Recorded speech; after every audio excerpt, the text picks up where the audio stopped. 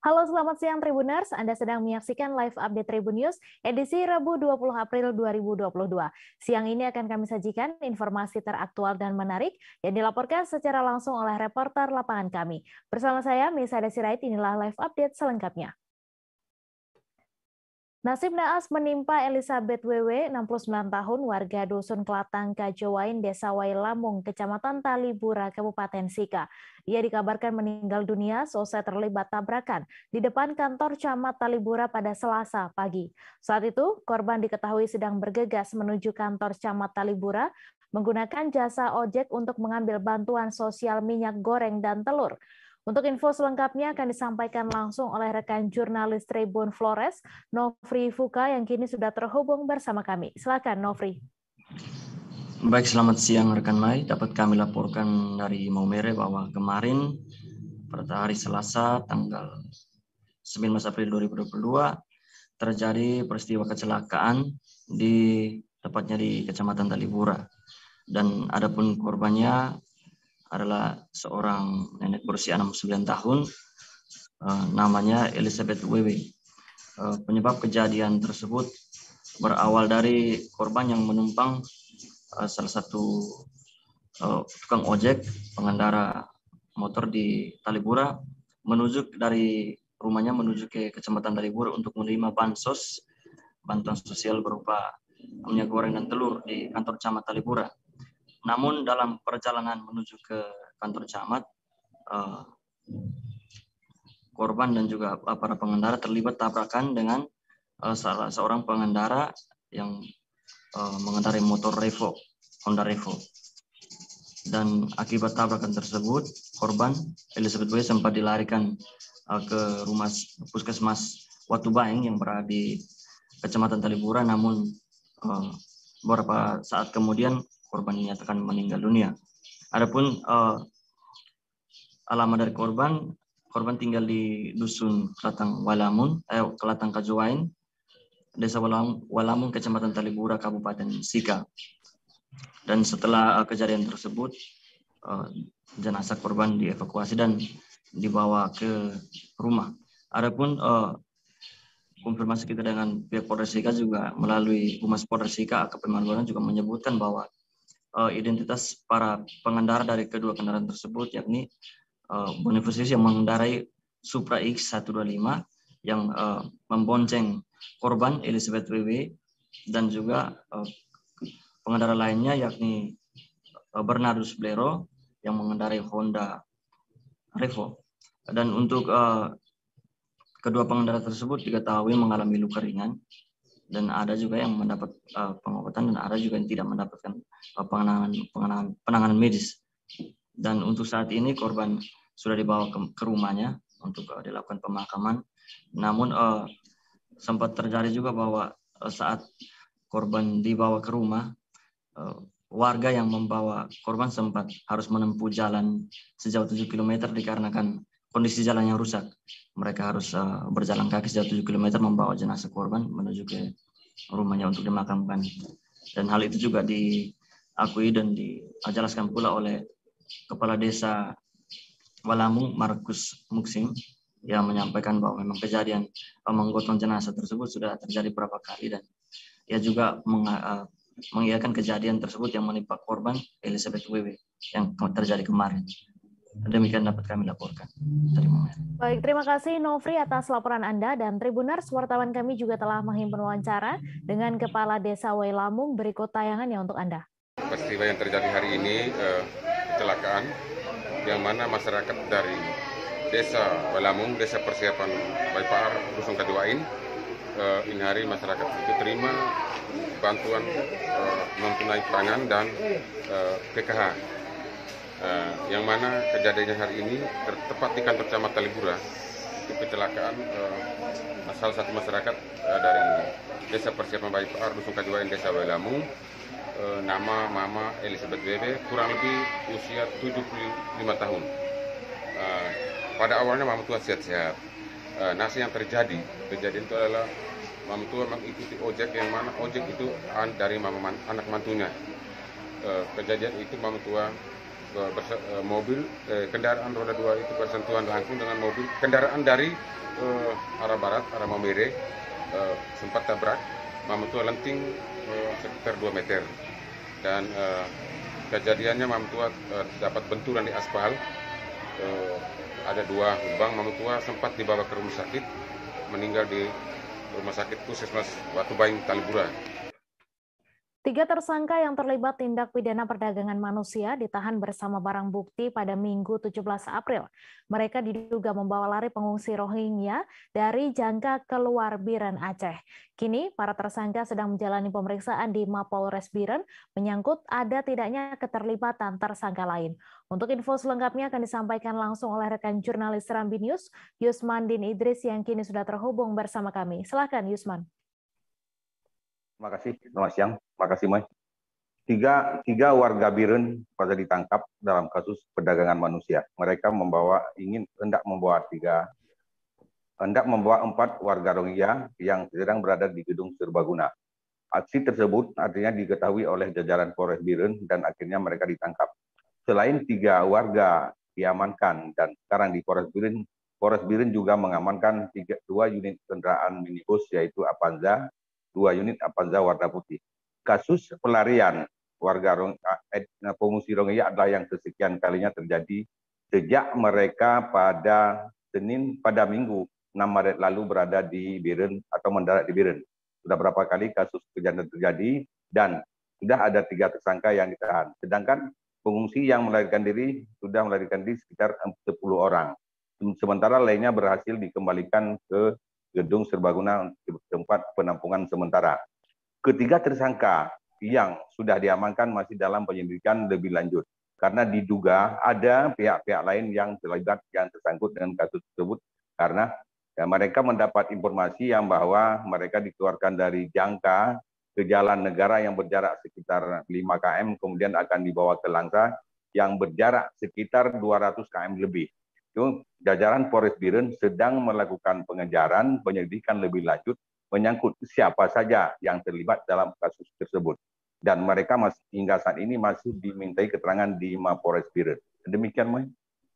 Terima kasih rekan Yusman atas laporan Anda dan Tribuners, wartawan kami juga telah menghimpun wawancara dengan Kapolres Biren. Berikut tayangannya untuk Anda.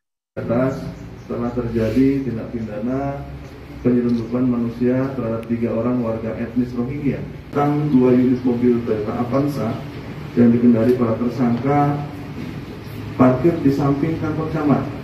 Selanjutnya naik beberapa orang warga Rohingya ke dalam mobil dan tim langsung menyergap dan memberhentikan kendaraan para pelaku. Kemudian lagi akan disampaikan di sini modus operandinya adalah mencari keuntungan. Kemudian barang bukti yang sudah kami kumpulkan yaitu 1 unit HP Android merek Vivo Y21, kemudian 1 unit HP Android Realme. 6 dari 7 jenazah korban kebakaran di Samarinda, Kalimantan Timur dimakamkan dalam satu liang lahat di Kelurahan Wiring Palenai, Kecamatan Tempe, Kabupaten Wajo pada Selasa 19 April. Para korban diketahui meninggal dunia pada peristiwa kebakaran di Samarinda, Kalimantan Timur pada Minggu 17 April subuh. Untuk informasi selengkapnya akan disampaikan langsung oleh rekan jurnalis Tribun Timur, Hardiansyah Abdi Gunawan yang kini sudah terhubung bersama kami. Silakan Hardiansyah.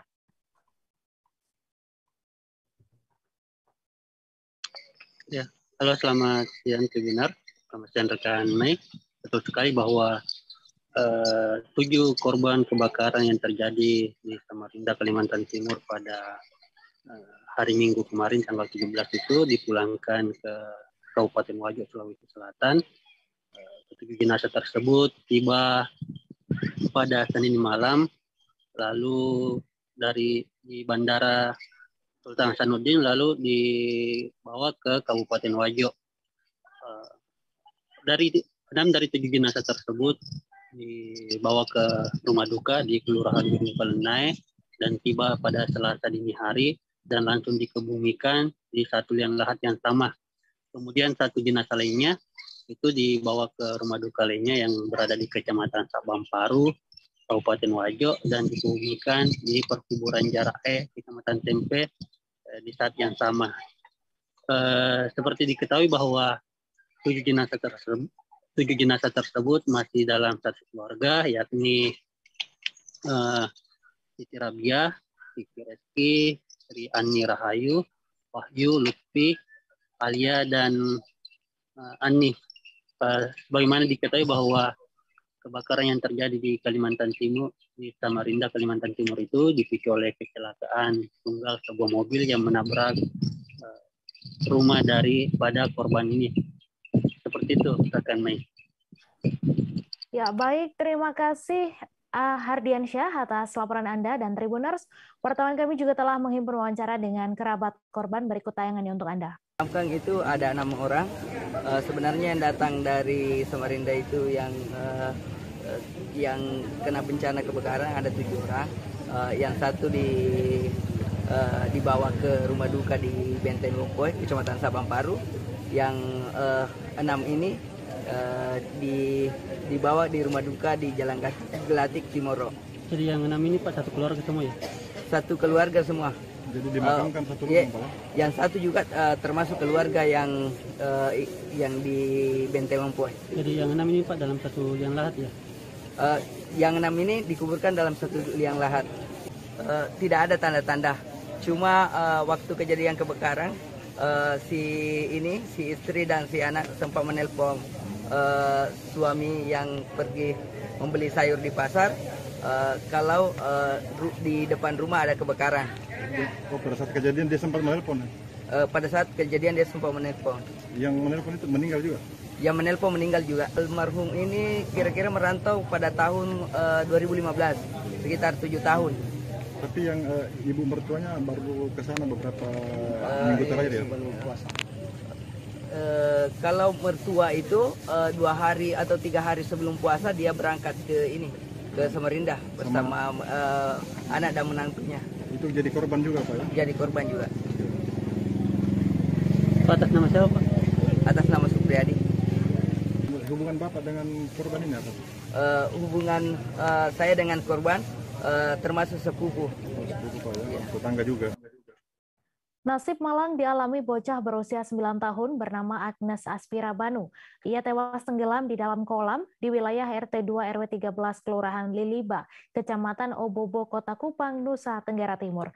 Korban ditemukan sudah tidak bernyawa dan diketahui tenggelam di lubang penampungan air dengan kedalaman 2 meter.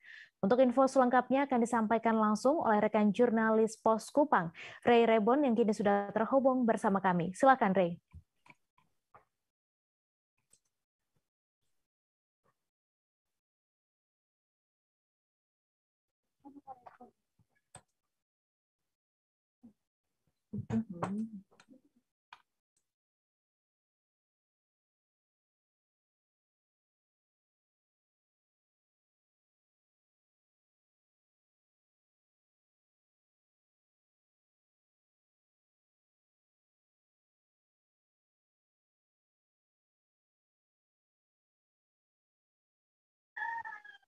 Silakan Ray dengan laporan Anda. Baik rekan Dea, selamat siang Tribuners. Dapat saya laporkan bahwa pada Senin 18 April 2022 sekira pukul 8 pagi,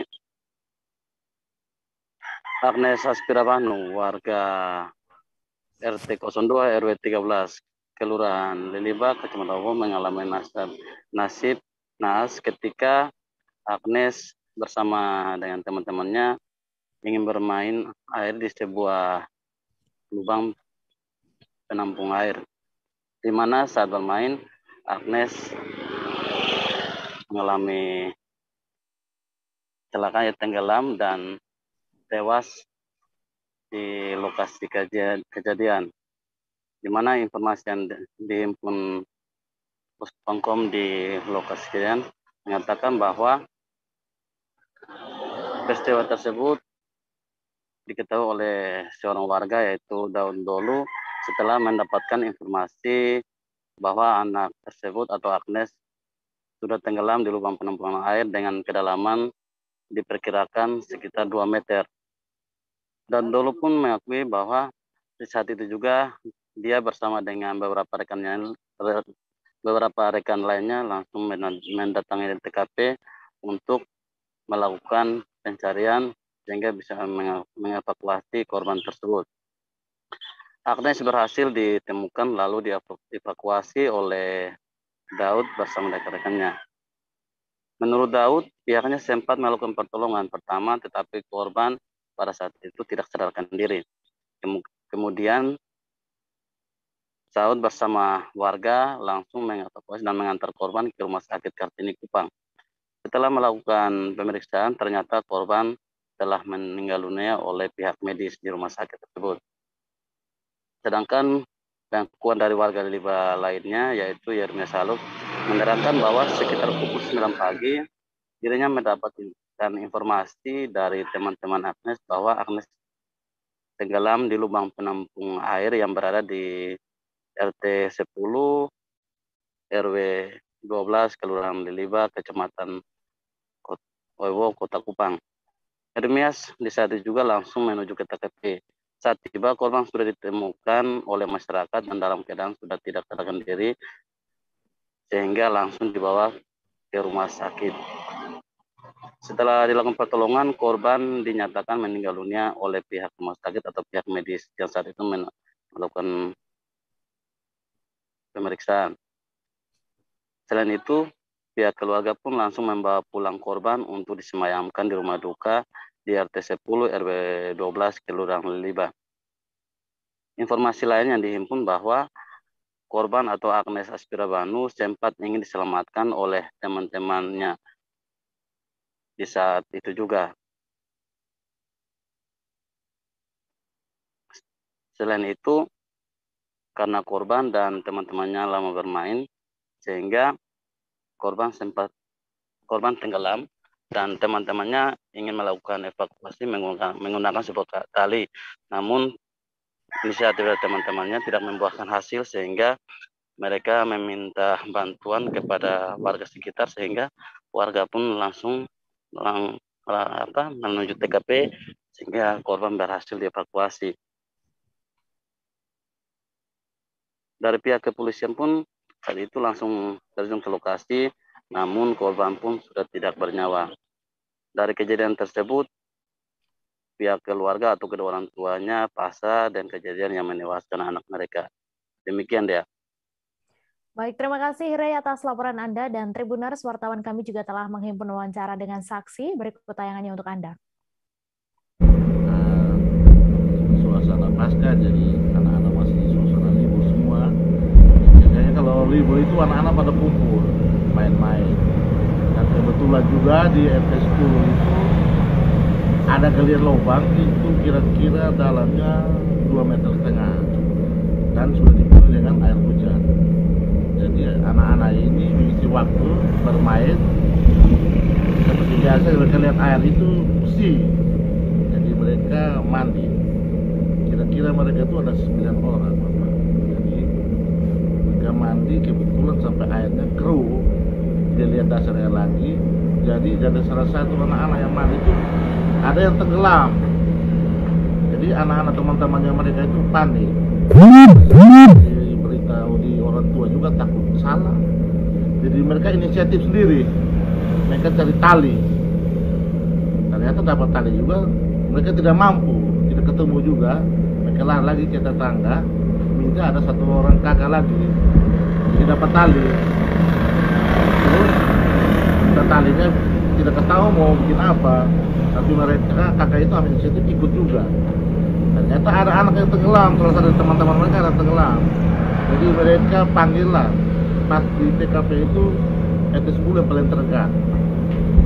Jadi mereka panggil tetangga semua itu, bawa tali, ikat talinya di pohon, mereka masuk dan cari anak itu sampai dapat.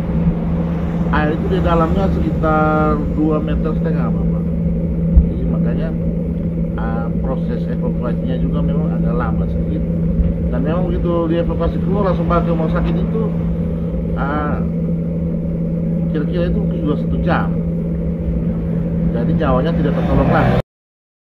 Polres Oku, Polda Sumatera Selatan berhasil mengungkap kasus pembunuhan penjaga malam kebun sawit. Kronologi penangkapan pelaku pembunuhan berawal dari informasi salah seorang keluarga korban yang melihat ada orang yang menggunakan ponsel mirip milik almarhum Zulkifli. Setelah melakukan penyelidikan, polisi kemudian menangkap pelaku berinisial J di Makassar.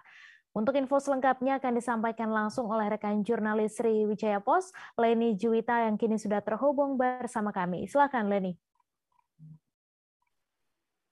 Baik, rekan Mei dan pemirsa Tribun, kami informasikan bahwa kasus pembunuhan yang menimpa Zulkifli bin Sulaiman, salah seorang penjaga perkebunan kelapa sawit di Kabupaten Agan Komering Ulu, Provinsi Sumatera Selatan yang terjadi bulan Maret lalu.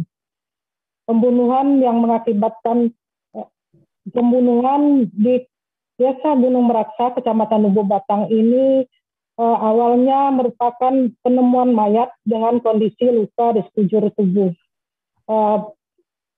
Kondisi korban saat itu mengalami luka-luka, luka bacok di bagian telinga diantaranya, kemudian di sekujur tubuh lainnya. Temuan ini kemudian dilaporkan kepada aparat kepolisian. Namun polisi belum bisa mengungkap pelakunya. Kemudian lama kasus ini menjadi target operasi polisi untuk melakukan pengungkapan kasus, namun tidak ada bukti petunjuk yang bisa ditemukan untuk melacak siapa pelakunya. Selang sebulan kemudian, tepatnya di bulan April, pertengahan bulan April tahun 2022, salah seorang warga desa menggunakan HP, menggunakan handphone. Handphone tersebut mirip sekali dengan handphone milik korban yang meninggal dengan kondisi sangat memprihatinkan. Selanjutnya, keluarga korban menyelidiki sendiri kasus ini dan kemudian meyakini bahwa handphone tersebut adalah milik almarhum. Selanjutnya, kasus ini dilaporkan ke Polres. Mendapat informasi tersebut, Kapolres Agan Komering Ulu AKBP Danu Agus Purnomo SIK memerintahkan Kasat Reskrim Polres Oku AKP Hilaludin untuk membentuk tim. Selanjutnya dilakukan penyelidikan terhadap temuan barang bukti berupa 1 unit handphone tersebut. Setelah dilakukan penyelidikan, ternyata handphone yang dicurigai milik korban ini ternyata sudah beberapa kali pindah tangan. Akhirnya didapat informasi bahwa handphone tersebut didapat dari seseorang bernama Jamaluddin. Nah, setelah dilakukan penyelidikan, dikembangkan, kasus ini akhirnya menemukan titik terang dengan ditemukannya salah satu orang yang dicurigai yang sebelumnya memang sempat beradu mulut, sempat cekcok mulut dengan korban. Akhirnya polisi mendapatkan informasi yang akurat, kemudian melakukan melakukan penyelidikan lebih lanjut dan mendapatkan jejak bahwa tersangka pelaku kabur ke Sulawesi Selatan, tepatnya di Kota Makassar. Berbekal informasi inilah polisi dipimpin oleh Kasat Reskrim Polres Oku melakukan pengejaran sampai ke Sulawesi Selatan. Akhirnya tersangka berinisial J, yang kemudian diketahui bernama Jamaluddin, ini ditemukan di Makassar sedang bersembunyi di salah satu rumah kontrakan di Makassar. Tanpa mendapatkan perlawanan yang berarti, polisi akhirnya bisa membekuk tersangka pelakunya yang sebelumnya memang pernah bekerja di Makassar, pernah menjadi tukang bangunan sehingga dia bisa melarikan diri ke Makassar. Selanjutnya polisi membawa tersangka pelaku ke Polres Agan Komering Ulu. Setelah dikembangkan ternyata tersangka merupakan residivis yang sudah 3 kali keluar masuk penjara. Baik rekan, kita informasikan bahwa tersangka ini pada tahun 2021 pernah menjalani hukuman karena terkait tindak pidana penganiayaan. Kemudian di tahun 2005 juga pernah menjalani hukuman karena terkait kasus tindak laka lantas kecelakaan lalu lintas. Selanjutnya di tahun 2014 tersangka Jamaluddin ini juga pernah menjalani hukuman karena terkait tindak pidana pencurian dengan kekerasan. Kita informasikan juga bahwa antara tersangka dan pelaku ini memang sempat terlibat hubungan bisnis hutang piutang yang menyebabkan pelaku si korban meminjam uang kepada tersangka senilai 5 juta rupiah. Korban sendiri berjanji kepada tersangka akan segera melunasi hutangnya ini dengan cara mencicil dengan buah sawit sebanyak 1 ton. Namun hanya 2 kali pembayaran dengan buah sawit ini, kemudian itu pun jumlahnya baru 3 kuintal. Masih ada kekurangan yang cukup banyak. Kemudian tersangka kembali menagih hutang-hutangnya yang masih belum dibayar oleh korban. Namun perilaku korban saat itu tidak kooperatif, berlaku terkesan acuh tak acuh di saat korban sedang menagih hutang. Bahkan korban asik saja bermain game tanpa memberikan etikat baik, menunjukkan etikat baik kepada pelaku. Bahkan terakhir korban terkesan menantang pelaku dengan mengatakan kalau tidak suka pukul saja saya. Rupanya tersangka ini terprovokasi dengan ucapan korban sehingga tanpa pikir panjang lagi tersangka langsung mencabut parang yang memang sudah terselip di pinggangnya, kemudian membacok korban secara membabi buta sehingga mengakibatkan korban mengalami luka-luka di tubuhnya. Korban akhirnya kehabisan darah dan kemudian meninggal di lokasi kejadian. Perlu kita informasikan kasus ini menjadi target polisi dan polisi tidak menemukan tersangkanya. Setelah mendapatkan handphone yang tadi ditemukan oleh warga, barulah tersangka berhasil ditangkap sampai di Makassar. Saat ini tersangka sudah mendekam di rumah tahanan sementara Mapolres Oku. Kemudian tersangka dijerat dengan pasal 338, 340 dengan ancaman hukuman 15 tahun penjara. Demikian rekan Mei, informasi yang bisa kita sampaikan dari Kota Batu Raja. Kembali ke rekan Mei di studio. Ya, baik. Terima kasih rekan Leni atas laporan Anda, dan Tribuners wartawan kami juga telah menghimpun wawancara dengan Kapolres Ogan Komering Ulu. Berikut tayangannya untuk Anda. Di perkebunan sawit di Desa Gunung Meraksa, Kecamatan Lubung Batang. Jadi korban atas nama Zulkifli alias Ujang Dawer bin Sulaiman. Yang bersangkutan awalnya dilaporkan menghilang pada hari Kamis tanggal 3 Maret. Dan kemudian pada hari Sabtu tanggal 5 Maret sekitar pukul 10 ditemukan dalam keadaan meninggal dunia. Kemudian alhamdulillah berkat kerja keras dan dukungan dari rekan-rekan dari Komisi Reskrim dan dukungan dari masyarakat, kami dapat mengamankan 1 orang pelaku, yaitu yang di belakang saya, atas nama Saudara J atau Jamaluddin, usia 47 tahun, alamat Desa Bandar Agung, Kecamatan Lubung Batang, Ogan Komering Ulu.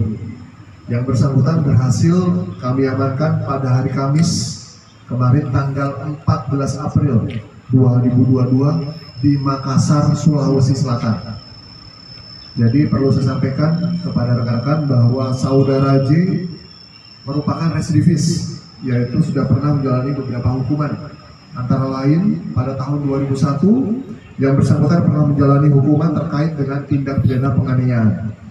Berikutnya pada tahun 2005 yang bersangkutan pernah menjalani hukuman terkait dengan tindak pidana laka lantas, dan pada tahun 2014 pernah menjalani hukuman terkait dengan pencurian dengan kekerasan. Perlu kami sampaikan kepada rekan-rekan bahwa kronologis penangkapan dari Saudara J tersebut berawal dari informasi dari salah satu keluarga korban yang melihat bahwa handphone yang diduga adalah milik korban yang hilang pada saat kejadian digunakan oleh salah satu masyarakat. Kemudian setelah kita mendapati informasi tersebut, kita langsung laksanakan pengecekan kebenaran informasi tersebut dan ternyata benar bahwa handphone tersebut adalah milik dari almarhum. Kami melaksanakan kegiatan penyelidikan yang mendalam terhadap asal muasal HP tersebut dan kemudian kita ketahui bahwa HP tersebut sudah berpindah tangan beberapa kali.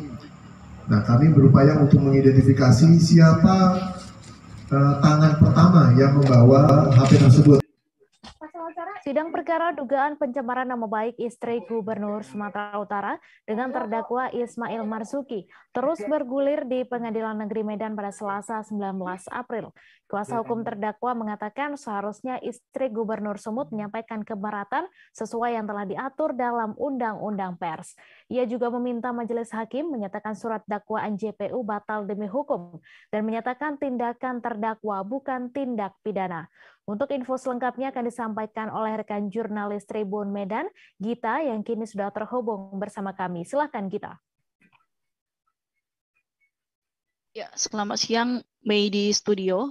Sidang dugaan pencemaran nama baik istri Gubernur Sumatera Utara nama Lubis yang dilakukan oleh terdakwa Ismail Marzuki yang merupakan pimpinan redaksi salah satu media online bernama Muda News yang ada di Sumatera Utara terus bergulir di Pengadilan Negeri Medan dengan beragendakan eksepsi ataupun nota keberatan atas dakwaan jaksa penuntut umum, di mana dalam dakwaannya terdakwa melalui penasehat hukumnya meminta kepada majelis hakim yang diketuai oleh Immanuel Tarigan agar menghentikan perkara ini dengan beberapa alasan, yang mana terdakwa dalam eksepsinya menyatakan bahwa akun YouTube dan Facebook yang bersangkutan yang diupload terkait istri Gubernur Sumatera Utara merupakan akun resmi dari media online yang terdaftar di Kementerian Hukum dan Hak Asasi Manusia Republik Indonesia, sehingga aktivitas di depan Mapoldasu yang direkam kemudian diupload di YouTube maupun Facebook tersebut dinilai sebagai kegiatan pemberitaan media online Muda News yang tunduk terhadap Undang-Undang Pers, sehingga ia meminta kepada majelis hakim agar memberikan putusan sela bahwa pengadilan tidak berwenang untuk mengadili perkara tersebut. Selain itu, terdakwa melalui penasehat hukumnya juga meminta agar majelis hakim menyatakan bahwa perbuatan terdakwa bukan merupakan perbuatan tindak pidana karena hal tersebut merupakan produk pers begitu. Selain itu, ia juga meminta kepada majelis hakim agar seluruh dakwaan jaksa penuntut umum dari Kejaksaan Tinggi Sumatera Utara digugurkan demi keadilan ataupun demi hukum. Atas eksepsi tersebut, jaksa penuntut umum kemudian meminta waktu kepada majelis hakim untuk menyiapkan tanggapan atas eksepsi terdakwa tersebut. Sebenarnya perkara ini bermula dalam dakwaan jaksa penuntut umum menyebutkan bahwa perkara ini bermula pada Februari 2021 lalu saat terdakwa bersama 7 rekannya yang tergabung dalam organisasi Gerakan Semesta Rakyat Indonesia ataupun GSRI melakukan aksi moral di depan Mapolda Sumatera Utara, yang mana di dalam aksi tersebut terdakwa membawa poster yang menyebutkan bahwa adanya keterkaitan antara istri Gubernur Sumatera Utara dengan dugaan pengerusakan Putri Hijau yang ada di Sumatera Utara. Untuk itu, terdakwa juga menuliskan dalam narasinya beberapa kalimat yang menyebutkan ataupun menduga bahwa adanya keterkaitan antara istri Gubernur Sumatera Utara terkait pengerusakan situs Putri Hijau yang ada di Sumatera Utara. Untuk itu, dari demo tersebut kemudian terdakwa merekam pernyataan-pernyataan tersebut, kemudian menguploadnya di akun sosial media YouTube maupun Facebook, sehingga informasi tersebut kemudian tersebar di masyarakat dan ditonton oleh masyarakat luas, terutama masyarakat Sumatera Utara. Atas postingan tersebut kemudian istri Gubernur Sumatera Utara merasa keberatan, kemudian merasa terhina, dan melalui penasihat hukumnya istri Gubernur Sumatera Utara kemudian melaporkan perbuatan terdakwa, yang mana jaksa penuntut umum dalam dakwaannya menjerat terdakwa dengan pasal 310 ayat 2 KUHP tentang Undang-Undang tentang Informasi dan Transaksi Elektronik, yang mana dalam rekaman video tersebut juga terdakwa ada menyebutkan jangan karena Bunda NL istri orang sakti, selamatkan benteng hijau dan Bunda NL. Dan kemudian terdakwa juga ada membuat narasi kepada Bapak Kapolda Su agar segera memeriksa Bunda NL ataupun yang dimaksud adalah istri Gubernur Sumatera Utara terkait dugaan pengerusakan benteng Putri Hijau yang ada di Sumatera Utara. Demikian, Mei. Baik, terima kasih Gita atas laporan Anda. Selamat bertugas kembali. Pelaku penikaman salah seorang ketua RT berinisial SN di Kota Pangkal Pinang menyerahkan diri seusai melakukan penganiayaan terhadap korban. Kasus penganiayaan ini terjadi pada Senin 18 April yang berada tak jauh dari tempat tinggal korban di Kota Pangkal Pinang. Akibat penganiayaan tersebut, korban mengalami luka-luka di bagian tangan kiri, kanan, dan bagian punggung. Untuk info selengkapnya akan disampaikan langsung oleh rekan jurnalis Bangka Pos, Adi Saputra, yang kini sudah terhubung bersama kami. Silakan, Adi.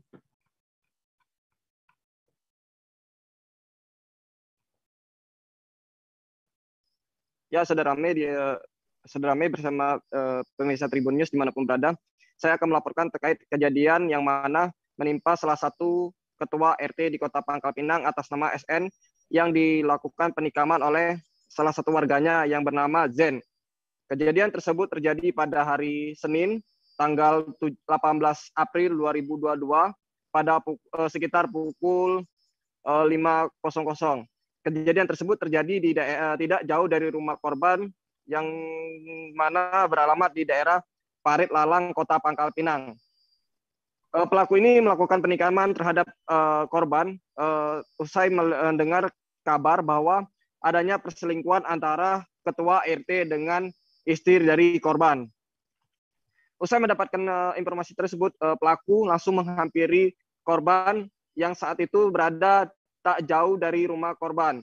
Sesampainya di situ, korban menghantam langsung korban dengan satu parang yang mengakibatkan korban mengalami luka-luka di bagian tangan, kanan, kiri, kaki, dan bagian belakang dari badan korban. Setelah melakukan penikaman terhadap korban, pelaku sempat menghampiri ke rumah salah satu rekan dari pelaku, memberitahu bahwa dengan menggedor-gedor pintunya bahwa pelaku sudah menghabisi korban itu, sehingga pelaku setelah menggedor pintu melarikan diri entah kemana. Setelah itu salah satu ketua RT mengatakan bahwa korban sendiri mengalami luka-luka di bagian tangan kiri dan kanan. Usai melakukan penikaman tersebut, pelaku melarikan diri entah kemana, tapi setelah korban dilarikan ke rumah sakit, pelaku saat itu berada di dalam rumahnya sendiri. Saat dilakukan penangkapan, pelaku berada di depan rumah dan diamankan polisi tanpa ada perlawanan. Sementara Kasat Reskrim Polresta Pangkal Pinang melalui Kanit Pidum Aibda Nasrun saat dijumpai Bangka Pos mengatakan memang benar sudah pelaku penganiayaan penikaman salah satu RT diduga menselingkuhi istri dari pelaku. Saat ini untuk pelaku sendiri atau Zen sudah dilakukan penahanan di Polresta Pangkal Pinang untuk dilakukan pemeriksaan lebih lanjut. Untuk ancaman hukuman sendiri kurang lebih 5 tahun. Mungkin itu dapat saya sampaikan, Saudara Mei dan pemirsa Tribun News dimanapun berada. Ya, baik, terima kasih Adi Saputra atas laporan Anda. Selamat bertugas kembali. Motif pembunuhan seorang suami berinisial SA kepada istri dan anaknya di Desa Sentul, Kecamatan Kragilan, Kabupaten Serang, Banten akhirnya terungkap. Berdasarkan hasil pemeriksaan, diketahui faktor ekonomi menjadi salah satu pemicu utama pelaku mengalami depresi. Sehingga akhirnya pelaku tega membunuh istri dan anaknya tersebut. Untuk info selengkapnya akan disampaikan langsung oleh rekan jurnalis Tribun Banten, Desi Purnamasari, yang kini sudah terhubung bersama kami. Silakan, Desi. Ya, baik rekan Mei dan juga Tribuners. Sebelumnya memang pihak kepolisian telah mengungkap motif di balik kasus pembunuhan sadis yang dilakukan oleh tersangka berinisial SA terhadap istri dan anak bungsunya, yakni yang berinisial T dan juga D, Peristiwa tersebut terjadi di Desa Sentul, Kecamatan Keragilan, Kabupaten Serang. Dari hasil pemeriksaan penyidik Satreskrim Polres Serang terhadap pelaku SA, diduga motif yang dilakukannya tersebut lantaran faktor ekonomi yang menjadi salah satu pemicu utama pelaku mengalami depresi hingga akhirnya tega membunuh istri dan anaknya tersebut. Sebelumnya SA yang merupakan pedagang kain keliling ini dikenal cukup mapan di lingkungan tempat tinggalnya tersebut. Namun dalam beberapa tahun belakangan bisnis jual beli kainnya yang digelutinya tersebut mengalami kendala hingga akhirnya membuat dirinya terpaksa mempunyai hutang ke beberapa orang. Menurut Kabid Humas Polda Banten, Kombes Pol Sinto Silitonga, ia menuturkan bahwa memang kondisi demikian yang menjadi salah satu faktor pencetus stres atau stresor yang dialami oleh SA hingga SA ini mengalami depresi yang cukup berat dan ia pun tega membunuh anak dan istrinya sendiri. Selain itu juga Kabid Humas Polda Banten Kombes Pol Sinto Silitonga ini menjelaskan bahwa dari hasil pemeriksaan pembunuhan tersebut yang dilakukan oleh SA memang tidak ada perencanaan sebelumnya. Bahkan dari hasil keterangan saksi-saksi, hal itu juga diperkuat dari beberapa penelusuran oleh Bapsi dan fakta-fakta di lapangan, bahwa tersangka memang melakukan perbuatannya tersebut diakibatkan oleh depresi yang dialaminya atau akibat stresor berat yang dialami oleh SA tersebut. Selain memeriksa pelaku, penyidik juga telah melakukan beberapa pemeriksaan terhadap 5 orang saksi termasuk anak tersangka yang berinisial IH yang baru saja berusia 15 tahun tersebut yang selamat dalam kasus pembunuhan tersebut. Yang didampingi, yang dalam proses pemeriksaannya juga didampingi langsung oleh pihak keluarga serta psikolog dari pihak Polda Banten. Lantaran memang kondisi IH yang sejauh ini belum juga membaik dan masih mengalami depresi. Ia juga menjelaskan bahwa pelaku pun merasa tertekan akibat diisukan memiliki wanita lain. Namun memang sejauh ini pihak polisian mengaku bahwa dari hasil penyelidikan di lapangan tidak menemukan adanya fakta terkait gosip tersebut yang diakui oleh SA.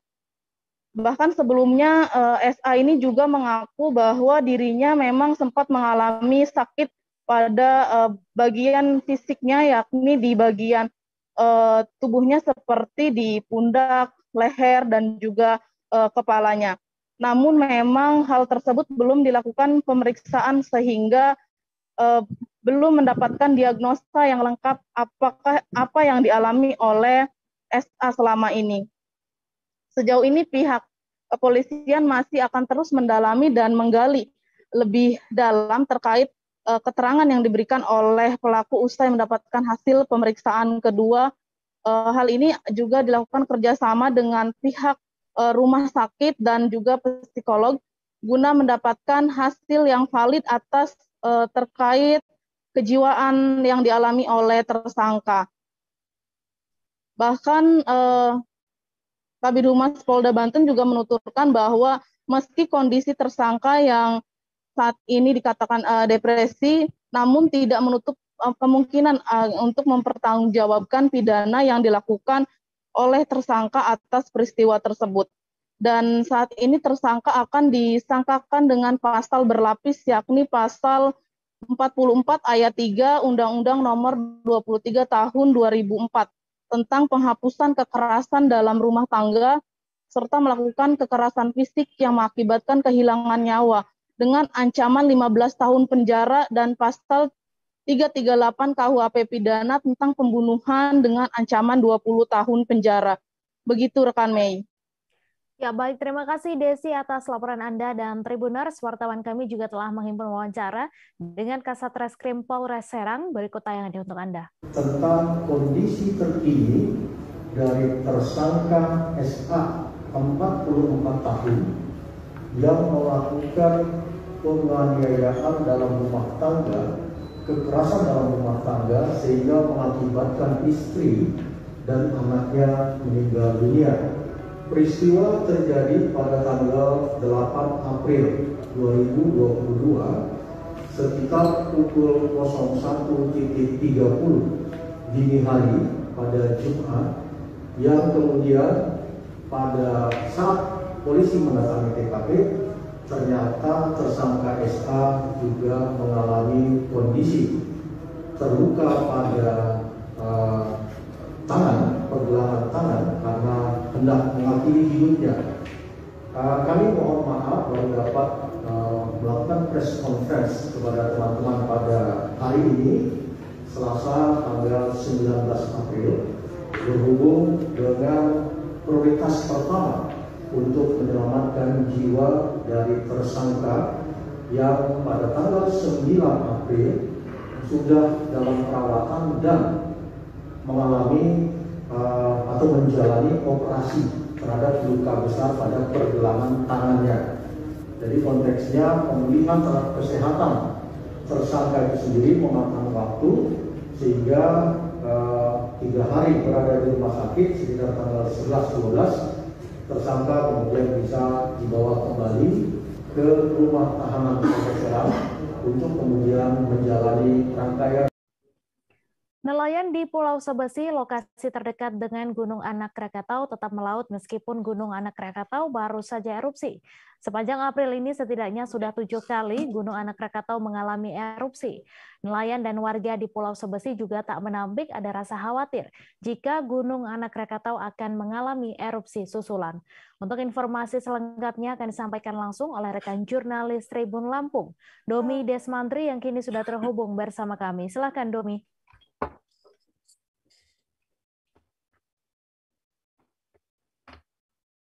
Perlu diketahui beberapa hari terakhir Gunung Anak Krakatau mengalami peningkatan aktivitas. Pada bulan April ini saja sudah 7 kali Gunung Anak Krakatau mengalami erupsi. Dan sepanjang tahun ini dari bulan Januari hingga bulan April setidaknya sudah 29 kali Gunung Anak Krakatau mengalami erupsi. Dan warga di sekitar Pulau Sebesi, pulau terdekat dari Gunung Anak Krakatau tersebut, jaraknya kurang lebih 30-40 mil. Jika ditempuh dengan waktu kurang lebih 1,5 jam menggunakan kapal begitu. Lalu saya sempat mewawancarai warga sekitar sana dan terutama nelayan yang mencari ikan di dekat Gunung Anak Krakatau. Mereka mengatakan setidaknya mereka takut, khawatir jika terjadi erupsi kembali Gunung Anak Krakatau. Namun mereka tetap mencari ikan, melakukan aktivitas seperti biasa, dan mereka menuturkan hasil tangkapan mereka mengalami sedikit pengurangan, yang tadinya bisa mencapai 1 ton, kini kurang dari 1 ton. Lalu untuk keadaan di laut sendiri, ombak masih normal, namun di beberapa waktu ombak cukup tinggi, dan menurut penuturan nelayan lainnya, ia kesulitan mencari ikan dan memilih mencari ikan di daerah lain karena efek atau dampak dari Gunung Anak Krakatau tersebut. Dan kami kemarin sempat mendekati Gunung Anak Krakatau, kami ke Pulau Sebesi, dan dari Pulau Sebesi tersebut terlihat jelas asap dari Gunung Anak Krakatau tersebut. Namun sudah tidak terdengar lagi suara dentuman dari Gunung Anak Krakatau tersebut. Namun erupsi masih tetap terjadi, namun intensitasnya tidak terlalu tinggi seperti hari-hari sebelumnya. Begitu rekan. Baik, terima kasih Domi atas laporan Anda. Selamat bertugas kembali. Kita beralih ke informasi selanjutnya, Tribuners. Sebelum dibunuh oleh ayah dari kekasihnya, mahasiswa kedokteran Universitas Brawijaya, Bagus Prasetya Lazuardi, sempat berkeinginan pulang ke rumahnya di Tulung Agung. Sebelum dieksekusi, ternyata tersangka sempat menghubungi korban untuk mengajak bertemu. Melalui pesan singkat dari ponselnya, tersangka beralasan akan memberi buah tangan atau oleh-oleh untuk keluarga atau orang tua korban di Tulung Agung. Untuk info selengkapnya akan disampaikan langsung oleh rekan jurnalis Tribun Jatim, Luhur Pambudi yang kini sudah terhubung bersama kami. Silakan, Luhur.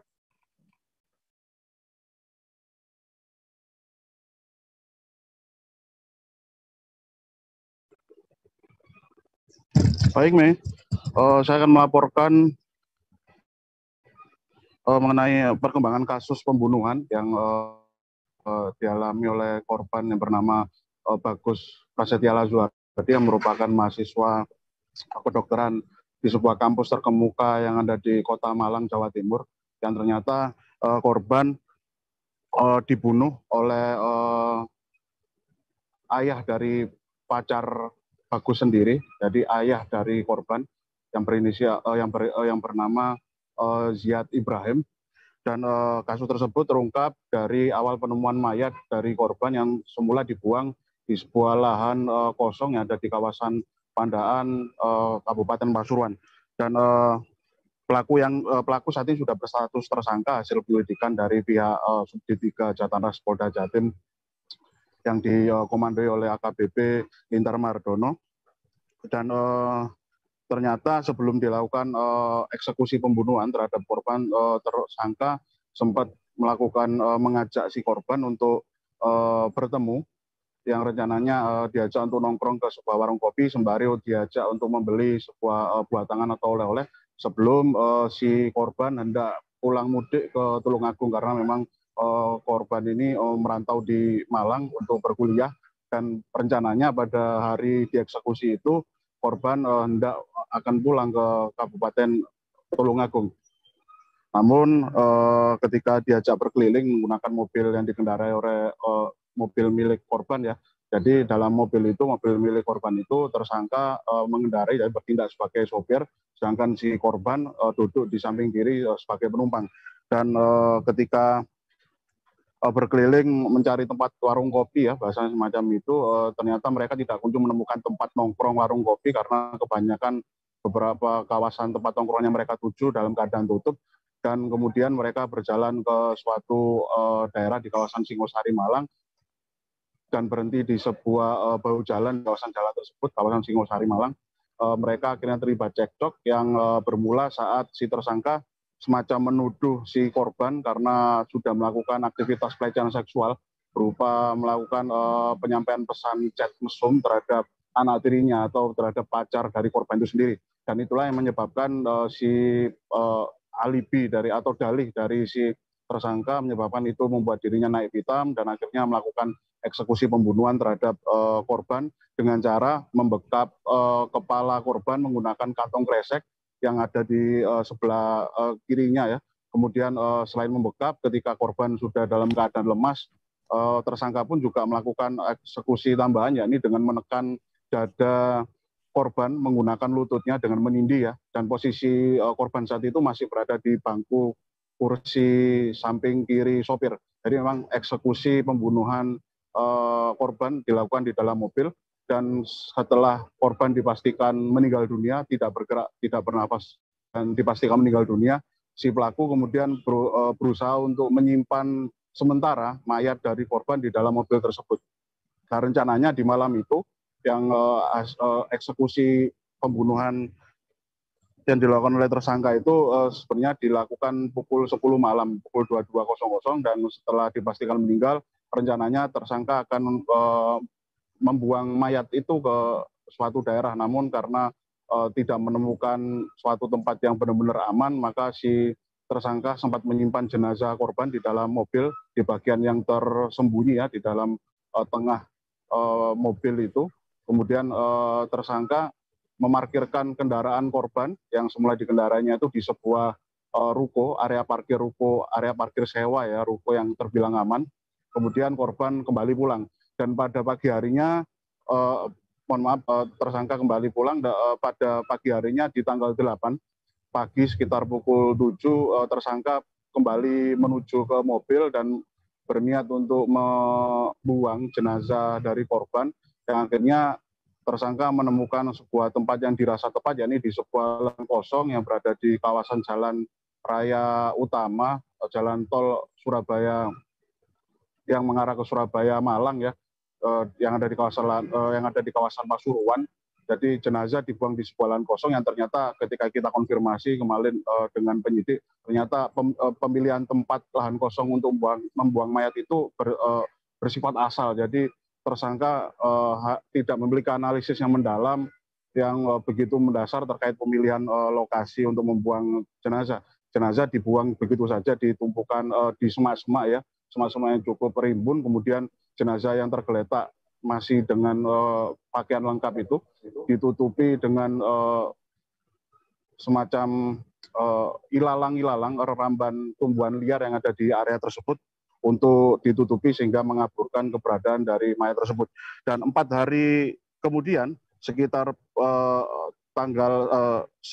hari Selasa tanggal 12 April, jenazah akhirnya ditemukan oleh warga setempat dan setelah dilakukan identifikasi oleh pihak Satreskrim Polres Pasuruan, ternyata korban pertama diasumsikan sebagai orang biasa yang mungkin meninggal dalam keadaan sakit, namun ketika dilakukan olah TKP, kemudian otopsi, ternyata teridentifikasi korban adalah meninggal dunia karena ada sebab lain yang bersifat mendesak atau memaksa yang dapat disimpulkan sebagai pembunuhan. Dan kemudian ketika sudah teridentifikasi identitas dari jenazah yang ternyata jenazah tersebut ditemukan dalam keadaan sudah membusuk itu, ketika sudah teridentifikasi namanya sebagai bernama Bagus yang beralamat di Tulungagung, anak dari seorang dokter terkenal ya di Tulungagung. Kemudian ini yang cukup anehnya, si tersangka ini sempat bertakziah atau berkunjung ke rumah korban untuk menyampaikan belasungkawa sehari pasca mayat itu ditemukan. Jadi si tersangka ini sempat berusaha untuk mempertegas alibinya kalau dirinya bukan tersangka, sempat datang bertakziah ke rumah korban dan menyampaikan belasungkawa dan menyampaikan gestur atau bersandiwara lebih tepatnya ya, untuk menunjukkan kalau dirinya tidak terlibat, dirinya tidak pernah bertemu sama sekali dengan korban sebelum korban akhirnya dikatakan hilang beberapa hari sebelumnya. Dan ketika jadi 3 hari kemudian setelah jenazah ditemukan, tepatnya di tanggal 15 hari Jumat, terus pihak penyidik Satreskrim Polres Pasuruan yang bekerja sama dengan Subdit 3 Jatras Polda Jatim berhasil menemukan mobil korban yang disimpan di sebuah ruko yang diparkirkan, lebih tepatnya diparkirkan di sebuah ruko di kawasan Malang, yang ternyata berhasil merujuk pada keberadaan tersangka yang sempat bersembunyi di dalam rumahnya. Jadi di hari itu bersamaan dengan ditemukannya mobil korban, tersangka juga berhasil diamankan, yang setelah dilakukan serangkaian mekanisme penyidikan lebih lanjut terhadap tersangka, ternyata tersangka mendasari perbuatan membunuhnya itu dengan motif asmara atau cemburu, karena si tersangka ini memiliki rasa kasmaran, rasa suka terhadap anak tirinya yang sudah muncul sekian 3 atau 4 tahun yang lalu. Terhadap anak tirinya ini yang berinisial TS, yang tersangka tentu sangat merasa cemburu ketika si korban ini yang memiliki status hubungan spesial dengan si anak tirinya ini melakukan semacam percakapan-percakapan yang mungkin dianggap sebagai percakapan yang tidak pantas atau percakapan yang senonoh ya, sehingga menyebabkan si tersangka menyimpulkan kalau si korban harus dieksekusi hingga meninggal dunia. Dan motif lain ternyata teridentifikasi kalau si tersangka ini juga sempat menguras harta benda uang pribadi milik korban. Dan ketika dilakukan penyelidikan lebih lanjut, ternyata si tersangka ini selama korban hidup pernah atau tersangka kerap kali memintai uang terhadap korban. Jadi korban ini kerap dimintai uang berkali-kali oleh pihak tersangka. Dan untuk konstruksi hukum dari kasus ini, tersangka dikenai pasal 340 KUHP dengan yang tentang pembunuhan berencana dengan ancaman kurungan penjara minimal 20 tahun penjara dan hingga saat ini pihak penyidik masih terus memeriksa berbagai macam saksi ya untuk melengkapi semacam pemberkasan kasus ini yang nanti akan segera dilimpahkan ke kejaksaan yang ada di Kabupaten Pasuruan sesuai dengan lokus delikti TKP penemuan mayat korban pertama kali. Demikian reportase kami terkait penemuan mayat yang ternyata berujung pada insiden pembunuhan dari mahasiswa kedokteran Malang yang mayatnya dibuang di Kabupaten Pasuruan. Demikian.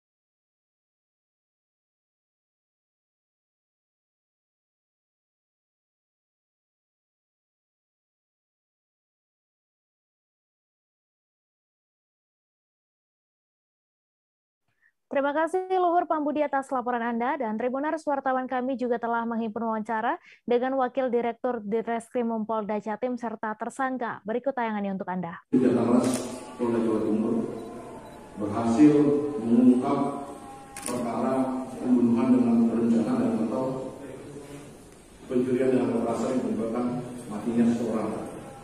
Perkara ini berawal dari penemuan mayat di Pasuruan oleh Polres Pasuruan. Jadi kondisi mayat ini sudah membusuk. Kemudian Polres Pasuruan mengidentifikasi dimintai uang oleh tersangka, dan yang terakhir rekening dari korban melalui mobile bankingnya itu dipindahkan ke rekening tersangka. Di motif yang lain yang kita temukan sampai saat ini adalah tersangka ini selaku ayah tiri dari pacar korban memiliki rasa suka terhadap anak tirinya. Itu yang bisa kita temukan. Sebanyak 7 ton minyak goreng curah bersubsidi didistribusikan ke pengecer pasar seputar Tanjung Pandan. Minyak curah itu dijual sesuai harga eceran tertinggi, yaitu Rp14.000 per liternya atau Rp15.500 per kilogramnya. Secara simbolis, pelepasan minyak goreng curah dilakukan oleh Wakil Bupati Belitung Ishak Meirobi didampingi pejabat terkait di halaman kantor Bupati Belitung pada Selasa 19 April. Untuk informasi selengkapnya akan disampaikan langsung oleh rekan jurnalis Pos Belitung, Adelina Nurmalitasari, yang kini sudah terhubung bersama kami. Silakan, Adel. Baik rekan Mei dan Tribuners, benar sekali kini masyarakat Belitung bisa membeli minyak curah bersubsidi yang dijual seharga Rp14.000 per liter atau Rp15.500 per kilogram. Sebelumnya sebanyak 7 ton minyak goreng curah bersubsidi tersebut didistribusikan ke 7 pengecer untuk selanjutnya dijual ke pasar seputar Tanjung Pandan, Belitung. Untuk pembelian minyak goreng curah ini juga tidak dikenakan batasan pembelian selama memang digunakan untuk keperluan pemakaian rumah tangga atau bagi UMKM masyarakat. Minyak curah yang dijual ke masyarakat ini merupakan minyak goreng yang diproduksi oleh perusahaan sawit di Belitung, yakni PT Stilindo Wahana Perkasa, yang kemudian didistribusikan oleh PT RNI untuk memenuhi kebutuhan pasar, juga memenuhi kebutuhan masyarakat menjelang dan setelah Lebaran. Dari segi kualitas, Wakil Bupati Belitung Ishak Meirobi mengatakan minyak curah ini tidak perlu diragukan kualitasnya karena sudah mengantongi sertifikat halal MUI dan izin dari BPOM. Bahkan setelah mencoba menyimpan minyak tersebut selama 3 tahun, keraknya sedikit sehingga kualitasnya setara dengan satu merek minyak goreng terkenal. Selanjutnya, distribusi minyak goreng curah tersebut akan terus dilakukan sesuai kebijakan pemerintah pusat. Namun berdasarkan informasi yang kami terima, produsen rencananya akan menyalurkan sebanyak 50 ton minyak curah per bulan untuk wilayah Provinsi Bangka Belitung. Demikian rekan Mei, kembali ke Anda di studio. Baik, terima kasih Adelina atas laporan Anda, dan Tribuners wartawan kami juga telah menghimpun wawancara dengan Wakil Bupati Belitung. Berikut tayangannya untuk Anda. Total kayaknya hitungan saya Bu Haja 6 ton ya nih ya? 7 ton ya? 7 ton ya.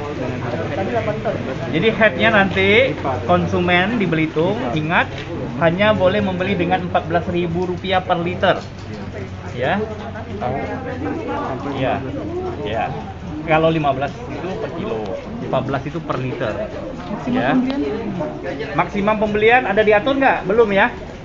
Jadi bebas beli. Ya, bebas asal jangan beli pakai tangki juga. Ya kan? Itu bukan lagi buat minyak goreng buat di rumah. Ini langsung berjual. Kita langsung ke konsumen sehingga konsumen itu bisa dengan jelas merasakan manfaat. Tujuan Pak Presiden kan gitu, ya. Agar minyak curah ini bisa menstabilkan pasar, memenuhi kebutuhan. Dan masyarakat yang tadinya harus membeli kemasan yang 22.000, 24.000 bisa tertolong luar biasa 14.000 dan jangan ragu dengan kualitas. Badan Pengatur Hilir Minyak Bumi dan Gas atau BPH Migas akhirnya menambah kuota Pertalite untuk 7 kota dan kabupaten di wilayah Provinsi Kepulauan Bangka Belitung. Hal ini menanggapi usulan dari Gubernur Kepulauan Bangka Belitung, Erzaldi Rosman. Bahkan sebagai tindak lanjut, Kepala BPH Migas bersama anggota DPR RI Bambang Patijaya menyampaikan kenaikan kuota Pertalite saat kunjungan kerja ke kantor Gubernur pada Selasa 19 April. Untuk info selengkapnya akan disampaikan langsung oleh rekan jurnalis Pos Belitung, Dede Suhendar yang kini sudah terhubung bersama kami. Silakan Dede. Ya, baik Mei, bisa kami sampaikan BPH Migas akhirnya menambah kuota Pertalite untuk wilayah Provinsi Kepulauan Bangka Belitung. Penambahan kuota tersebut kemarin ditegaskan oleh Kepala BPH Migas saat berkunjung ke kantor Gubernur Kepulauan Bangka Belitung pada hari Selasa tanggal 19 bulan April 2022 kemarin. Menurut Koordinator SDA Biro Eksbank Pemprov Babel Heru Windarto mengatakan bahwa kuota Pertalite untuk Kabupaten Belitung bertambah menjadi 29.666 kiloliter dari kuota sebelumnya yang hanya berjumlah 4.852 kiloliter. Yang menjelaskan kuota sebelumnya yang untuk Kabupaten Belitung yang hanya berjumlah 4.852 KL itu merupakan kuota premium. Namun karena premium dihapuskan, maka BPH Migas kembali menetapkan sebagai barang bersubsidi sesuai dengan keputusan Menteri SDM nomor 37 tahun 2022. Sebelumnya usulan penambahan kuota Pertalite ini sempat dilayangkan oleh Gubernur yang disampaikan melalui rombongan Asisten 2, Karo Ekbank, Koordinator SDA, dan Hiswana Migas yang berkunjung ke kantor BPH Migas pada tanggal 13 April 2022 lalu. Untuk sementara ini, pihak provinsi masih menunggu konfirmasi dari pihak Pertamina untuk pendistribusian kuota tambahan yang telah disampaikan oleh BPH Migas kemarin. Demikian, Mei. Baik, terima kasih Dede atas laporan Anda. Selamat bertugas kembali. Hari yang dinanti-nanti para aparatur sipil negara atau ASN di pemerintahan Provinsi Bangka Belitung akhirnya tiba. Gubernur Provinsi Bangka Belitung Erzaldi Rosman telah mengumumkan tunjangan Hari Raya ASN mulai besok sudah harus dibayarkan bersamaan dengan tunjangan kinerja.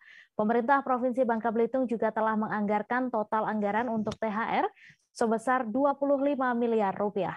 Untuk info selengkapnya akan disampaikan langsung oleh rekan jurnalis Bangka Pos, Riki Pratama yang kini sudah terhubung bersama kami. Silakan Riki. Baik, Mei.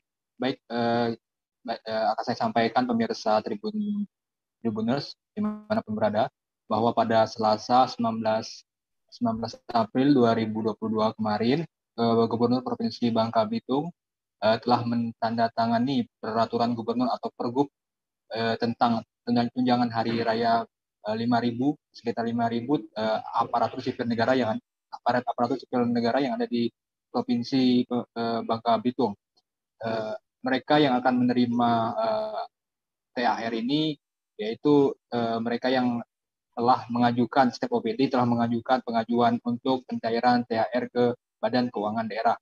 Selain THR, tunjangan hari raya, maksud kami para ASN di Pemprov Babel juga akan mendapatkan 50% TTP atau tunjangan atau tambahan tunjangan penambahan penghasilan dari ASN yang akan diberikan bersamaan dengan THR. Artinya untuk tahun ini terdapat lebih besar anggaran yang dianggarkan oleh pemerintah Provinsi Bangka Belitung untuk membayar THR dan TPP ASN Pemprov Bangka Belitung.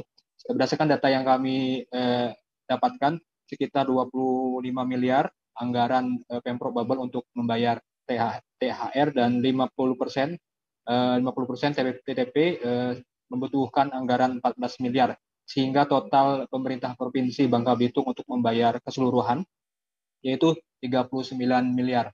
Artinya dengan telah ditetapkannya peraturan gubernur tentang THR ini, ASN di Pemprov Bangka Belitung bisa menikmati belanja untuk Lebaran, dan sebagian PNS yang kami berhasil wawancara mengatakan duit atau anggaran yang telah cair hari ini akan mereka gunakan untuk kebutuhan Lebaran seperti beli baju Lebaran, beli kue, bahkan juga untuk biaya mudik Lebaran, karena mereka mengaku setelah 2 tahun ini mereka dilarang untuk berlebaran, sehingga tahun ini merupakan momen yang baik buat mereka untuk memanfaatkan hasil dari THR untuk pulang kampung. Begitu, Mei. Kembali ke studio.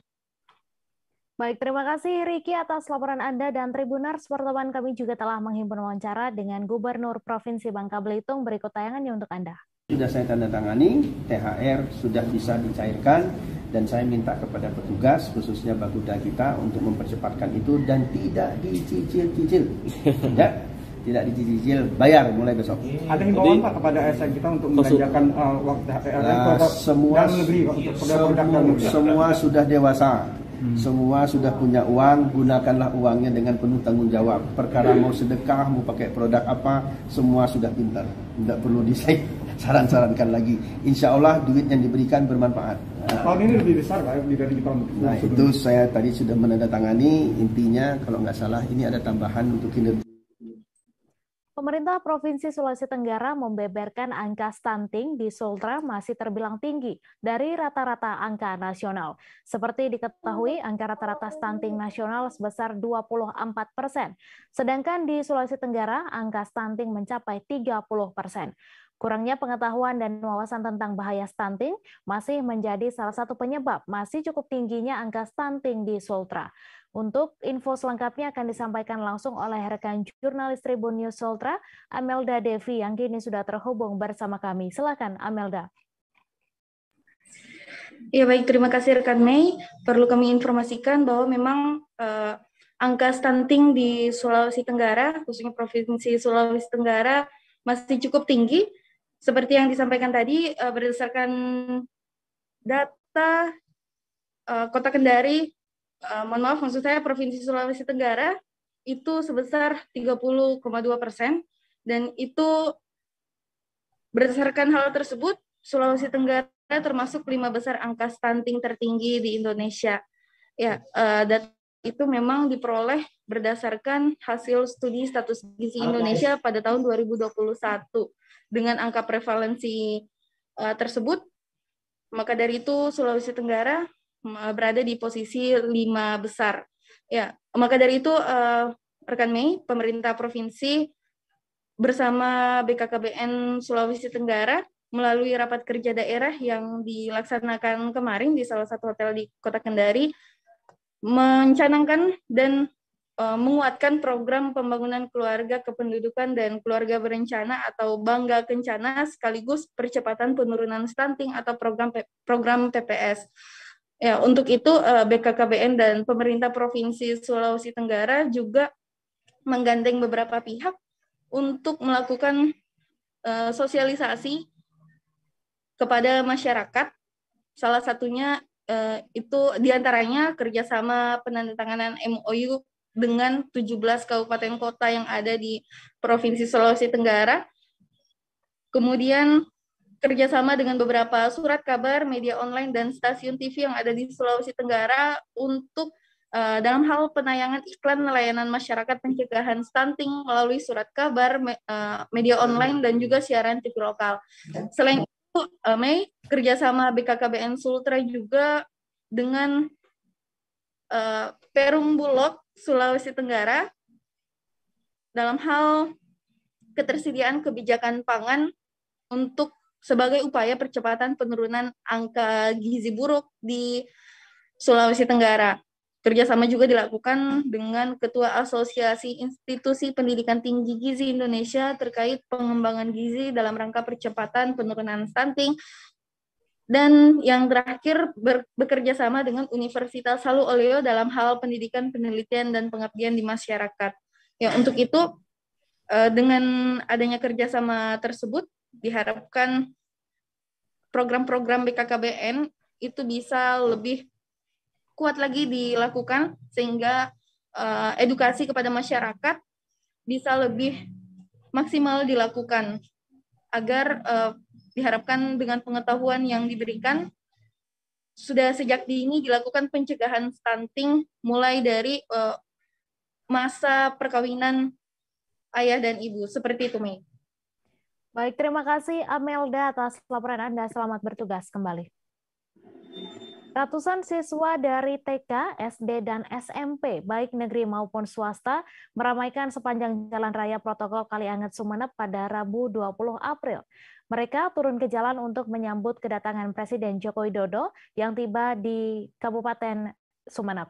Presiden Jokowi pada pukul 9.30 waktu Indonesia Barat melewati akses jalan Bandara Trunojoyo menuju Pasar Anom Baru Sumeneb setelah meresmikan Bandara Trunojoyo Sumeneb.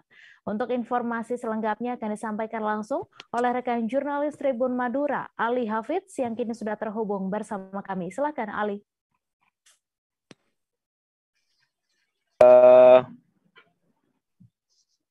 Pada hari Rabu, tanggal 20 April 2022, tadi sekitar pukul 9.00 waktu Indonesia Barat, Bapak Presiden Joko Widodo sedang berkunjung ke Kabupaten Sumeneb untuk meresmikan Bandara Trunojoyo Kabupaten Sumeneb, Madura di Jawa Timur. Rekan Mei, suasana di luar Bandara Trunojoyo dijaga ketat oleh aparat TNI Polri, di mana jalan akses utama jalan ke Bandara Trunojoyo tersebut disterilkan, artinya tidak boleh ada warga yang harus melintas di situ.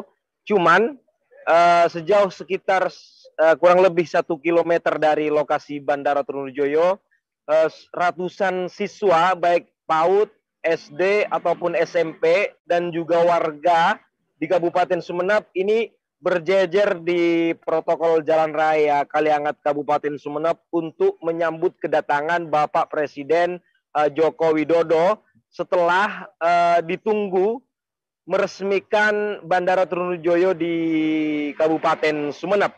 Sebab setelah meresmikan Bandara Trunojoyo, Bapak Presiden langsung menuju ke lokasi Pasar Anom Baru Sumeneb dan juga Pasar Bangkal di Kabupaten Sumeneb. Nah, di tengah jalan tersebut, di pinggir jalan, di jalan protokol sepanjang jalan dari sisi timur Bandara Trunojoyo, ini dipenuhi ratusan siswa dan juga warga untuk melihat langsung, menyambut langsung kedatangan Bapak Presiden Joko Widodo.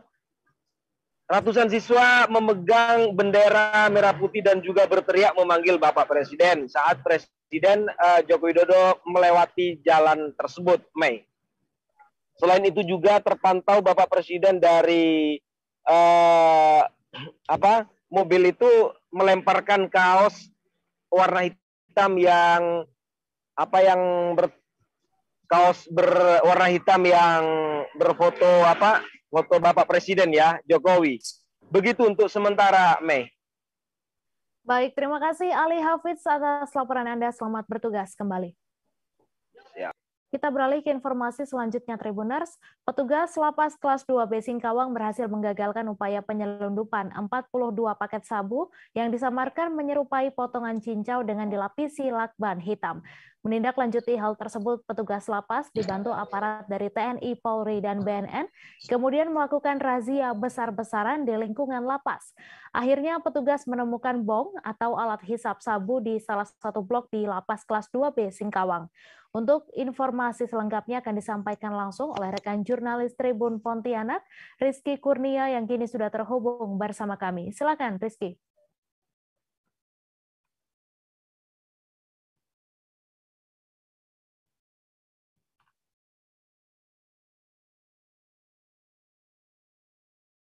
Halo Rizky. Halo Mei, baik Mei dan juga Tribuners kami sampaikan. Jadi memang betul pada Minggu 17 April kemarin petugas P2U Lapas kelas 2B Singkawang berhasil menggagalkan upaya penyelundupan sabu sebanyak 42 paket yang dilakban hitam menyerupai potongan cincau yang kemudian disamarkan dengan cincau asli di dalam gelas plastik bening. Nah, penggagalan tersebut berhasil berkat ketelitian dua petugas P2U yang awalnya melihat adanya perbedaan antara potongan cincau yang asli dengan paket klip sabu yang berlakban hitam di dalam gelas plastik bening tersebut.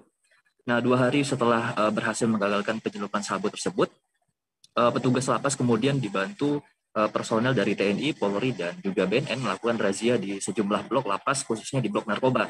Nah, petugas gabungan yang telah dibagi menjadi beberapa tim ini kemudian melakukan penggeledahan di kamar-kamar para warga binaan pemasyarakatan tersebut.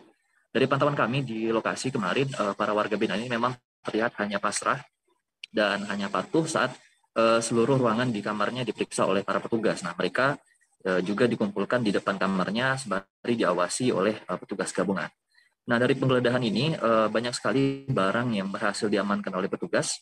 Ada sekitar 5 karung yang berisikan beberapa kipas angin, kemudian ada juga untaian kabel listrik, kemudian ada benda tajam mirip pisau, kemudian ada puluhan korek api, ada puluhan charger handphone, dan yang mengejutkan ada bong atau alat hisap sabu yang berhasil ditemukan oleh petugas gabungan.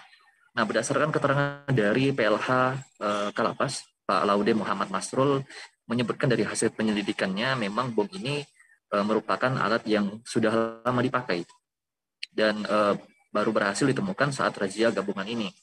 Namun dirinya tetap berkomitmen untuk memberantas peredaran narkoba di Lapas Singkawang dengan cara akan melakukan razia susulan dalam waktu dekat ini dan razia rutin untuk memastikan tidak beredarnya narkoba di Lapas Singkawang.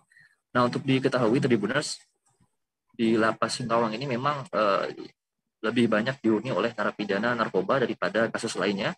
Jumlahnya sendiri sekitar 60-70% dari total narapidana yang berjumlah sekitar 600 orang. Dan upaya-upaya penyelundupan narkoba di Lapas Singkawang memang sudah terjadi beberapa tahun belakang ini. Menurut informasi dari Kalapas yang kami dapatkan, bulan lalu juga petugas sempat mengamankan sabu yang dilempar dari luar ke dalam lapas melalui benteng ataupun melalui pagar. Nah, sebelumnya juga petugas berhasil menggagalkan berbagai upaya penyelundupan sabu lainnya dan dengan modus titipan barang. Bahkan sempat juga sabu itu disembunyikan di dalam deodoran, sempat juga di dalam pasta gigi, ada juga yang disembunyikan di dalam sabun mandi. Nah, beruntungnya upaya-upaya penyelundupan ini selalu berhasil digagalkan oleh petugas lapas. Bahkan belum lama ini juga petugas sudah memasang alat X-ray untuk memeriksa barang titipan. Begitu, Mei. Baik, terima kasih Rizky Kurnia atas laporan Anda, dan Tribuners, wartawan kami juga telah menghimpun wawancara dengan PLH Kepala Lapas Kelas 2B Singkawang. Berikut tayangannya untuk Anda. Apa yang kita lihat bersama, tindak lanjut besok dan seterusnya pasti ada. Ya, hari ini ada bom, berarti ada hal belakang. Hari ini kita temukan ada alat cas, berarti temannya cas ada di belakang. Oleh karena itu, tindak lanjut hasil hari ini, besok atau lusa tetap kita laksanakan. Oke, siap. Terus Pak, bagi yang ketahuan Pak, dengan pemilik ini akan dijatuhkan sanksi apa Pak? Kalau dia terbukti memiliki, jelas kita sesuai SOP akan menjatuhkan sanksi terhadap warga binaan. Tidak pandang bulu Pak ya? Tidak pandang bulu. 6 pengedar narkoba dibekuk Satres Narkoba Polres Indramayu dalam operasi Cipta Kondisi di bulan Ramadan 1443 Hijriah. Mereka ditangkap di 6 lokasi berbeda di wilayah Indramayu Kota dan wilayah Indramayu Barat. Dari tangan pelaku, polisi berhasil mengamankan obat keras terbatas atau OKT, ganja, dan sabu. Untuk informasi selengkapnya akan disampaikan langsung oleh rekan jurnalis Tribun Cirebon, Handika Rahman, yang kini sudah terhubung bersama kami. Silakan Handika. Baik, Mei, terima kasih. Selamat siang. Dapat kami informasikan ya, sebanyak 6 pengedar narkoba berhasil dibekuk Satres Narkoba Polres Indramayu dalam operasi Cipta Kondisi di bulan Ramadan 1443 Hijriah. Mereka ini ditangkap di 6 lokasi berbeda, yakni di wilayah Indramayu Kota dan wilayah Indramayu Barat. Modus pengedaran narkoba yang mereka lakukan ini dilakukan dengan berbagai cara ya. Di antaranya ada yang secara tatap muka atau ketemu langsung, COD, dan juga tempel. Menurut keterangan dari pihak kepolisian, dari tangan para pelaku, polisi berhasil mengamankan obat keras terbatas atau OKT, ganja, dan sabu dengan rincian tramadol sebanyak 5.550 butir, heksimer sebanyak 2.978 butir, ganja kering sebanyak 73,79 gram, dan sabu sebanyak 5,18 gram. Barang-barang haram itu oleh para pelaku diketahui dijual ke berbagai kalangan ya, termasuk kepada generasi muda. Atas perbuatannya, pelaku ini diancam dengan pasal 111 dan atau 112 dan atau 144 Undang-Undang Republik Indonesia Nomor 35 Tahun 2009 tentang narkotika, serta pasal 196 dan atau pasal 197 Undang-Undang Republik Indonesia Nomor 36 Tahun 2009 tentang kesehatan. Dengan ancaman hukuman yakni 4-20 tahun penjara dan denda sebesar 800 juta sampai dengan 10 miliar rupiah. Sekian Mei yang dapat kami informasikan dari Indramayu, Jawa Barat. Baik, terima kasih Handika atas laporan Anda. Selamat bertugas kembali. Bentrok antara Kampung Melayu dan Kampung Soro berkali-kali pecah di Kota Bima. Pemicunya mulai dari bersenggolan hingga cara membangunkan sahur saat Ramadan. Bentrok terakhir pecah pada Minggu 17 April yang membuat seorang polisi terkena anak panah dan 2 orang warga mengalami luka. Untuk info selengkapnya akan disampaikan langsung oleh rekan jurnalis Tribun Lombok, Atina, yang kini sudah terhubung bersama kami. Silakan, Atina.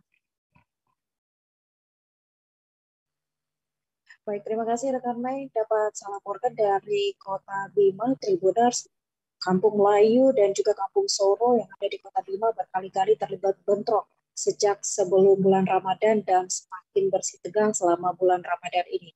Terhitung sudah 3 kali bentrok yang melibatkan puluhan warga dari 2 kampung yang bertetangga ini, dan terakhir terjadi kemarin pada hari Minggu 17 April 2022 sekitar pukul 5.45 waktu Indonesia Tengah. Dan bentrok yang terjadi pada akhir pekan kemarin membuat seorang polisi terserempet anak panah dan juga 2 warga lainnya harus dilarikan ke rumah sakit karena terkena anak panah. Dari bentrok terakhir yang terjadi pada Minggu akhir pekan kemarin, akhirnya langkah tegas dilakukan oleh aparat kepolisian dengan melakukan sweeping di antara 2 kampung ini, dan akhirnya ditemukan puluhan senjata tajam berupa anak panah dan juga busur, dan juga turut diamankan 2 orang warga dari 2 belah kelompok warga. Dan kemarin baru saja terjadi islah antara 2 kelompok warga ini yang difasilitasi oleh Polres Bima Kota dan juga bagian kesejahteraan pemerintah Kota Bima yang bertempat di Mako Polres Bima Kota. 2 kelompok warga, yaitu keluarga dari Kampung Melayu dan juga Kampung Soro Kota Bima bersepakat untuk damai, dan beberapa kesepakatan ini direalisasikan dalam sebuah nota kesepahaman yang nantinya jika salah satu pihak melanggar nanti akan ditindak tegas oleh aparat kepolisian. Berkali-kali bentrok ini menjadi momok bagi warga sekitar karena pada beberapa bentrok yang terjadi ada warga rumah yang rusak akibat terkena lemparan batu, dan juga ada beberapa warga yang tidak masuk dalam bagian bentrok tapi justru terkena anak panah yang salah sasaran. Demikian laporan dari Kota Bima. Kembali ke rekan Mei. Baik, terima kasih Atina atas laporan Anda. Selamat bertugas kembali. Pasangan suami istri pendulang emas meninggal saat terseret arus sungai. Pasangan suami istri tersebut ditemukan dalam kondisi meninggal dunia oleh tim SAR gabungan di Timika. Untuk informasi selengkapnya akan disampaikan langsung oleh rekan jurnalis Tribun Papua, Marcelinus Labulela, yang kini sudah terhubung bersama kami. Silakan Marcel. Baik rekan Mei dan Timnas, benar sekali bahwa terkait dengan 2 orang korban terseret arus di Timika, yaitu atas nama Egionov Fatmil dan Brenda Wahbehenan, yang merupakan pasangan suami istri yang tinggal di Jalan Samratulangi, Kota Timika, Papua, di mana keduanya saat ini berhasil ditemukan oleh tim SAR gabungan.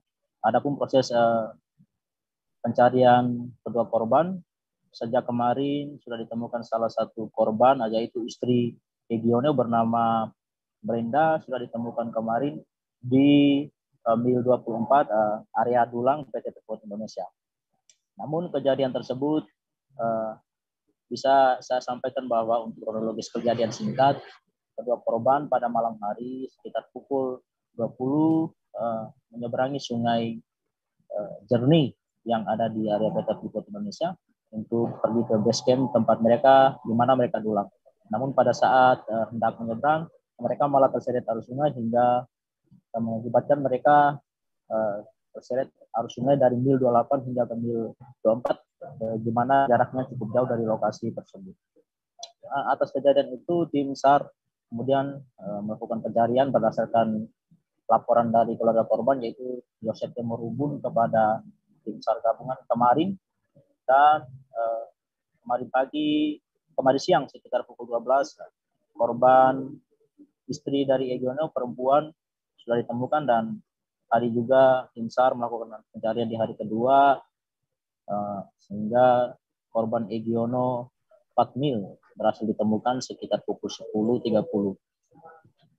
Dapat saya informasikan juga bahwa korban pertama kali terseret arus di Mil 28 dan ditemukan di Mil 23 area tanggul, yaitu tanggul di mana tempat biasanya warga masyarakat dari beberapa daerah melakukan pendulangan emas di area PT Freeport tersebut.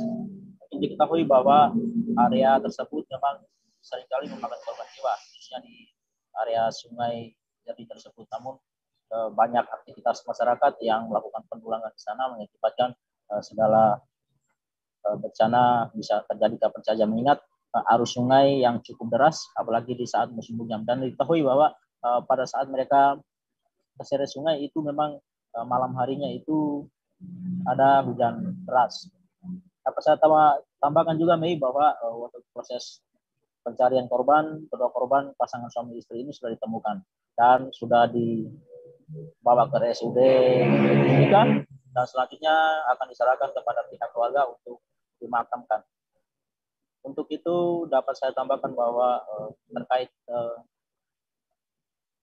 berulang-ulang kali kejadian di area tersebut, maka Basarnas menghimbau kepada para pendulang emas yang ada di lokasi tersebut untuk berhati-hati ketika menyeberangi sungai, karena mengingat di area lokasi dulang tersebut itu ada dua sungai, di mana ada namanya Sungai Jernih dan ada namanya Kali Kabur, di mana itu adalah tempat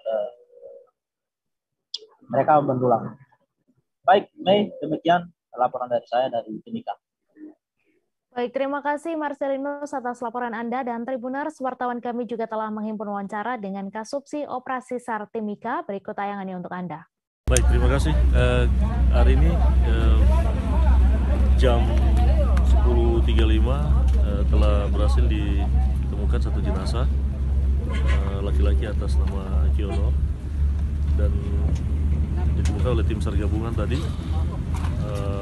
Posisi ditemukan korban tidak jauh dari lokasi ditemukan korban perempuan yang kemarin, dan ini sudah dievakuasi ke darat dan masih menunggu koordinasi dari pihak ambulans untuk dievakuasi ke rumah sakit. Himbauan pada masyarakat untuk aktivitas penyeberangan di sungai atau di kali ini agar lebih berhati-hati dengan kondisi lokasi yang ekstrim, arus deras, apalagi pada saat hujan deras di atas, arusnya atau airnya itu sangat deras dan perlu untuk sangat hati-hati. Sebuah kapal tugboat Bojoma 2906 mengalami kebakaran. Seorang ABK pun tewas dalam insiden tersebut. Diketahui kapal tersebut tengah mengisi BBM dari sebuah mobil di kawasan pinggiran Sungai Batanghari. Saat memulai pengisian minyak, tiba-tiba ada api yang menyambar dari selang pengisian dan langsung membakar korban dan menyambar ke bagian tangki bahan bakar kapal. Untuk info selengkapnya akan disampaikan langsung oleh rekan jurnalis Tribun Jambi, Muzakir, yang kini sudah terhubung bersama kami. Silakan, Muzakir. Halo, selamat siang rekan Mei. Assalamualaikum warahmatullahi wabarakatuh. Ya, silakan Muzakir dengan laporan Anda. Ya baik, Tribuners, dapat kami laporkan jika kemarin sore terjadi kebakaran di sebuah kapal tugboat milik Bojoma 2906. Dalam insiden tersebut, satu orang awak kapal tewas dalam kejadian tersebut.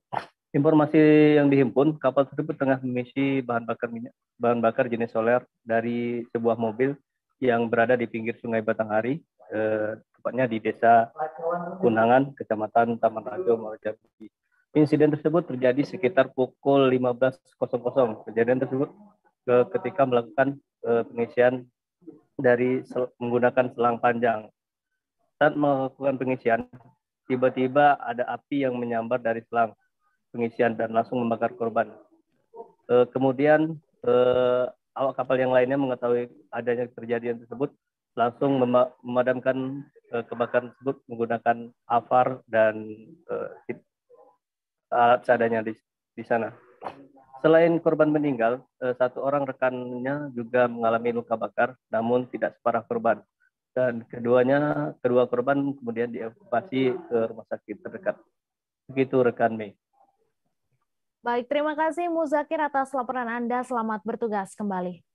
Iya, selamat bertugas. Informasi tadi sekaligus menutup perjumpaan kita dalam live update hari ini. Tribuners, lantaran masih di tengah pandemi, kami kembali mengingatkan untuk selalu menerapkan protokol kesehatan dimanapun Anda berada. Saya Mesada Sirait, beserta kru yang bertugas pamit. Terima kasih dan sampai jumpa. Jangan lupa like, subscribe, dan share ya.